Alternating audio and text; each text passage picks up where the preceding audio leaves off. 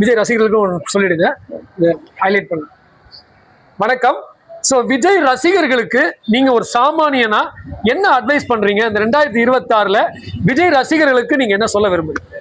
விஜய் ரசிகர்களுக்கு நான் சொல்றது என்னன்னா, வணக்கம் ரசிக பெருமக்களே. நானும் விஜய் ரசிகர் தான். ஆனா கட்சி வேற, ரசிகர் வேற.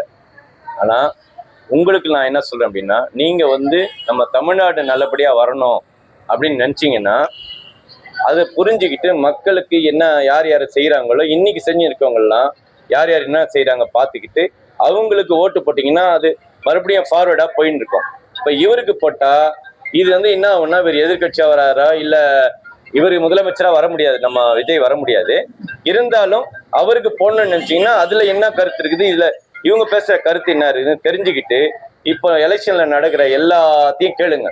கேட்டுட்டு உங்க மனசுல எது தோணுதோ அது நல்லபடியா செய்யுங்க. அவ்வளவுதான்.